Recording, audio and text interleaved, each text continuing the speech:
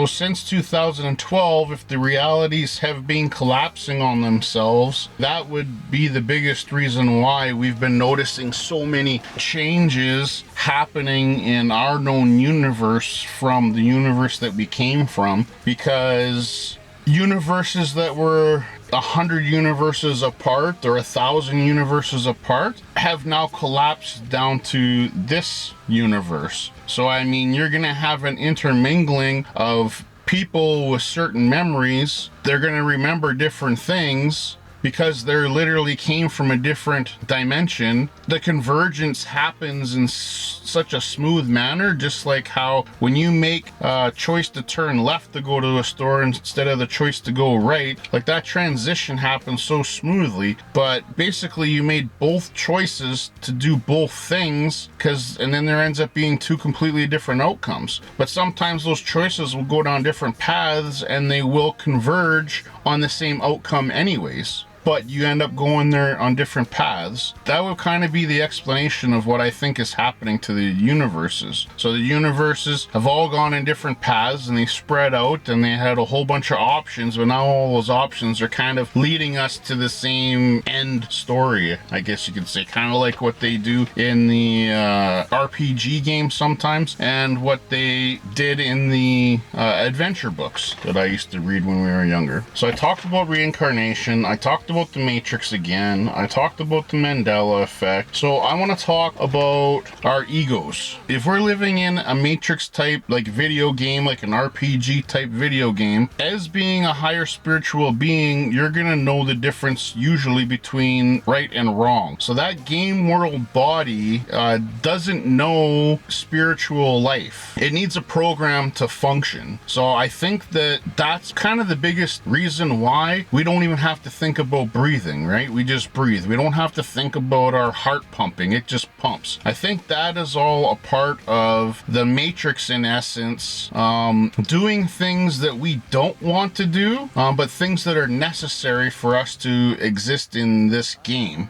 And the reason it's necessary for that to exist in the game, if you didn't have those things, you would know the game's not real. So those things have to exist to make the game seem more real than what it actually is. So there's a book that opened up my mind and completely blew my mind when I first listened to it, because I didn't buy it and read it. I actually listened to the audio book, but I listened to it over and over and over. There's an author, his name is Napoleon Hill. Most people know Napoleon Hill for his book Think and Grow Rich. I've been in a lot of groups of people who know about the book Think and Grow Rich, and they preach and talk about the book Think and Grow Rich. But there's a lesser book that I had never heard of before that Napoleon Hill had done, and it sounds to me like it was channeled work. So I don't know if you've ever heard of Neil Donald Walsh. He did the books Conversations with God.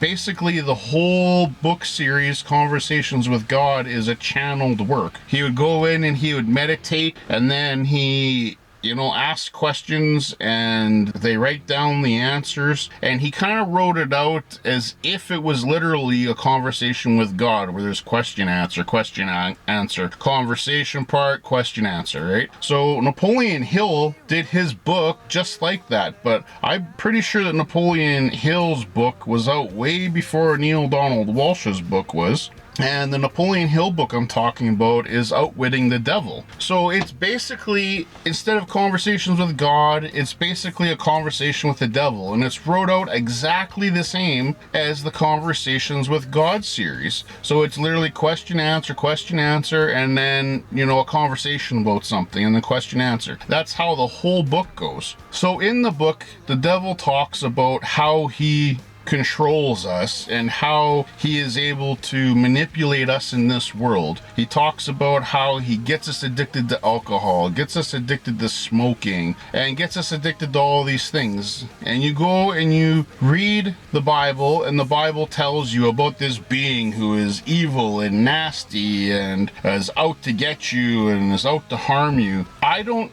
necessarily think that that's the complete story. I think that's a basic understanding from someone who doesn't completely understand what is going on. And I actually think that the ego, like what we know as the ego, because I've done lots of studyings on personal learning, I guess, when it comes to learning about people's facial expressions and learning about body language. Like, I've done a lot of studying about that. And when I went through the Conversations with God material from Neil Donald Walsh, it gave me some good ideas about how we could live in a utopian society. But when I read this Napoleon Hill book, Outwitting the Devil, it opened up the door for me and the understanding that the devil isn't who we necessarily thought that he was. The devil is more along the lines of a program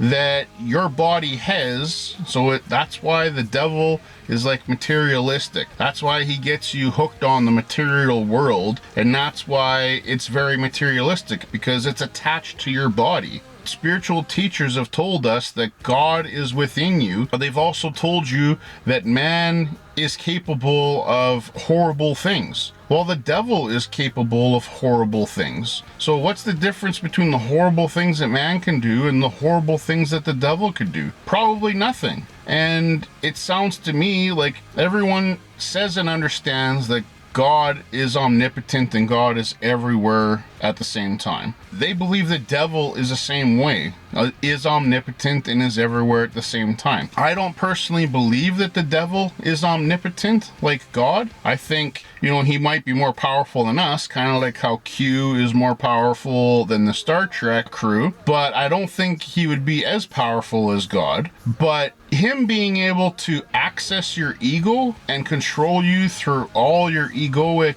wants and needs sounds to me like that's exactly what the devil is. If you're creating an RPG character, right, and you're putting in the programming to have the heartbeat on its own, to have the digestion happen on its own so it doesn't have to be thought about, you're going to need a program running for other things as well. Like, you're going to need something to create contrast, because if we didn't have contrast in this existence, there would be no point in living in this existence. The existence that you come from when you're living, I guess, in the void, or when you're living in eternity, there is no contrast. Like, if you watch the TV show The Good Place, I love the ending of that show because it showed how if you were in a good place forever and ever and ever, and it was always good, there's gonna be a time when you're gonna reach a point where you're tired of the good. It becomes monotonous and boring in essence. So I think that your ego was programmed into you and into me so that you would have contrast in your life. Because if you're going through your life and you know the difference between right and wrong, and you just constantly keep making the right choices all the time, and you have nothing that's enticing you to do bad, then that's not creating any contrast. Whereas if you have a voice in your head telling you and trying to egg you on to do all these bad things, which is exactly what spiritual teachers tell us the devil does, then that's going to create contrast, because sometimes you're going to give into it and you're going to allow it to control you and you're going to do what it wants you to do, and other times you're going to tell it no and you're going to go do what you know is right. So I think that, like, the programming part of the ego in the human body makes complete sense to me. Having it in your body so that it creates contrast in your life makes complete sense to me. The fact that it is tied to what we call the devil makes complete sense to me, because the ego, it talks to you and it never seems to have any good things to say. It never seems to actually want to try to help you. So I mean, the ego is programming to help you be in survival to a certain degree, but our society is so much further than what it was when we were living in caves and living off the land, that we technically don't really need the ego anymore.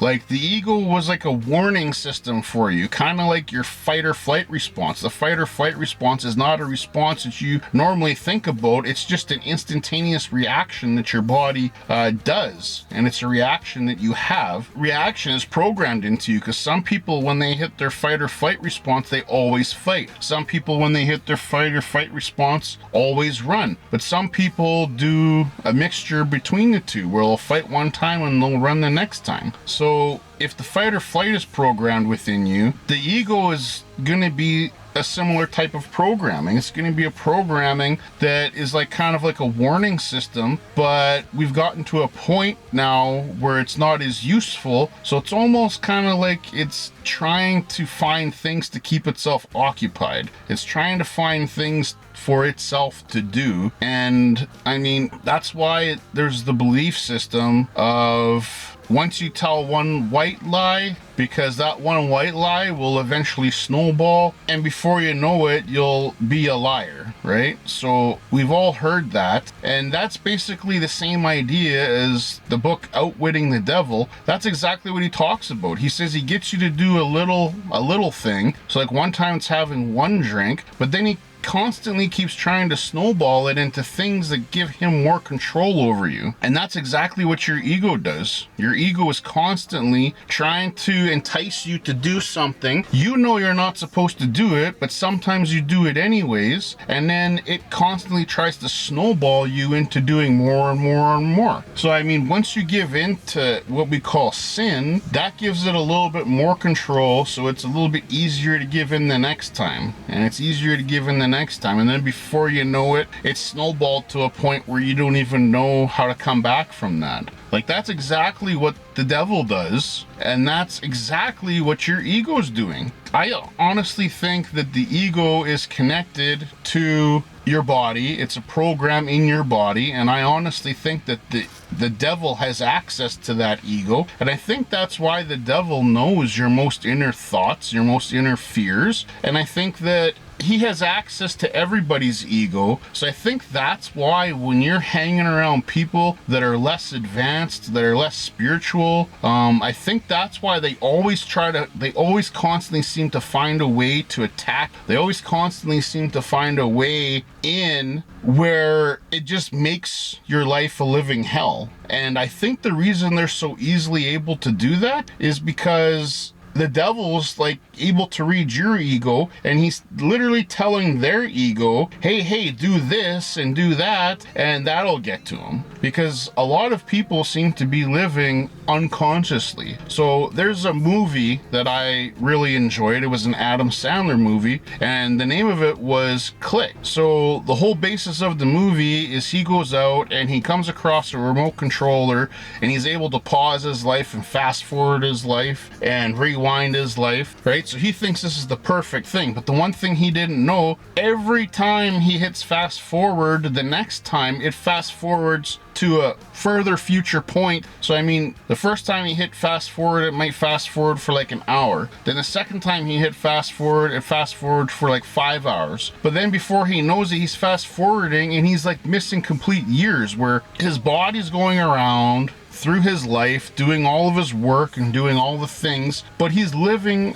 an unconscious life when he hits the fast forward button. Then all of a sudden, boom, he wakes up because the fast forwarding stops, because he couldn't stop it with the remote. Once he hit fast forward, he would literally just wake up out of his unconsciousness, and then he'd have function of the remote again. So like I said, it would fast forward to further and further future points. Then it got to the point where he realized that life is worth living. Even the mundane things are worth living through, so that you don't miss out on the important parts, because he was missing out on a whole bunch of important parts, and then he tries making up for it after he ends up becoming conscious again. So I think the same thing's happening with people in their lives, is they are living their life, but things get so mundane, having to go to work and having to do this, and you got all these dreams and you're not able to live any of them. And then I think you just kind of tune out. and you go unconscious and you live your life unconsciously for long periods of time, but then periodically people will wake up and they'll have this flash of where they become conscious for a little bit, and then they might stay conscious for a while, or they might only be conscious for like a half an hour, and then boom, they tune out again and become unconscious. Well, I think that whole thing is a part of the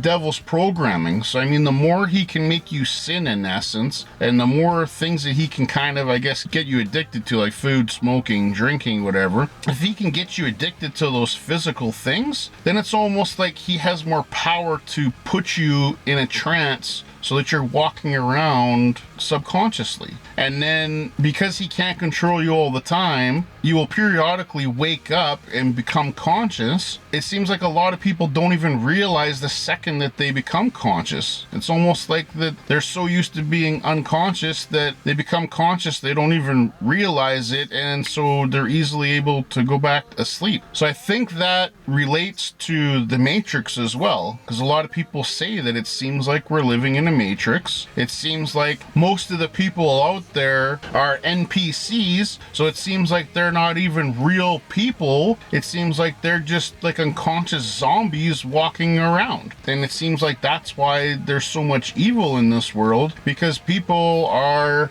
just walking around subconsciously, not even knowing what they're doing, just doing evil things to hurt other people, but they don't even know that they're intentionally hurting people. Because like I said, the devil is subconsciously ruling their lives, so it's technically not them causing grief in your life, it's the devil wreaking havoc and playing havoc in your life. But the only reason he's able to is because he's got them asleep. If you think about the Matrix, there could potentially be points of any given life where maybe there's not a soul in the body, so maybe it's not possible for the body to become conscious, but the body just can't stop functioning. So that's why I think there's an ego program. It kind of puts that particular body on autopilot so that it still goes through its life and still does things, but it just has no conscious awareness because maybe there's no spirit inside of it. But once a spirit goes inside of it, maybe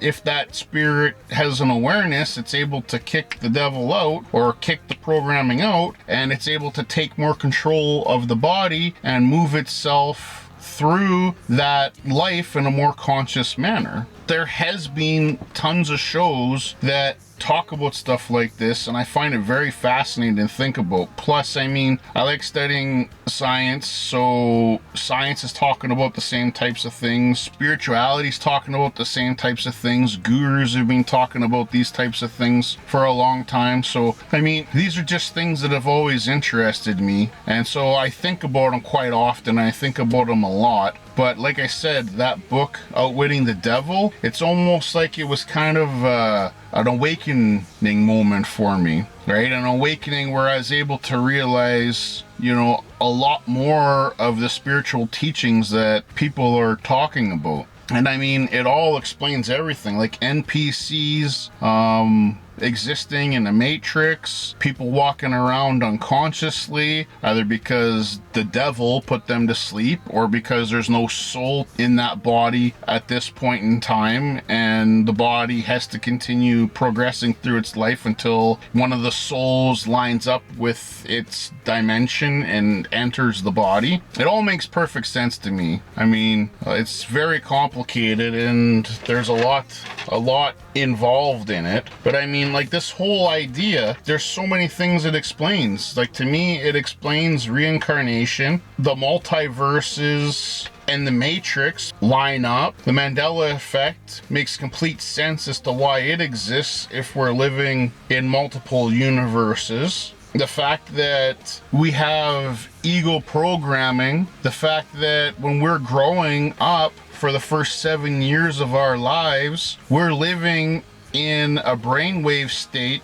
that is just receiving programs. So this is why if you spend a lot more time with one particular parent than the other parent, you probably are going to pick up on more of that parent's programs from the time that you're born to the time that you're 7, because that's who you're around the most. I've heard of a saying that basically goes, give me a child from the time that they're born to the time that they're 7, and I will make them into what I want to make them into, basically, or I'll make them into what they should be made into. If the wrong programs are unintentionally being put into your body by your parents because they're programming you with their programs unintentionally, I mean, that might be why a whole bunch of us have so many problems in our lives, and why they stem from our parents. I mean, like, we don't want to blame our parents for things, but at the same time, technically they are to blame because they're the ones that raised us. And now that science is finding out that during those periods of time, from the time you're born to the time you're 7, the reason you learn so much so quickly is because you're literally learning subconsciously. Like, you're just pulling in program after program after program, and it's just being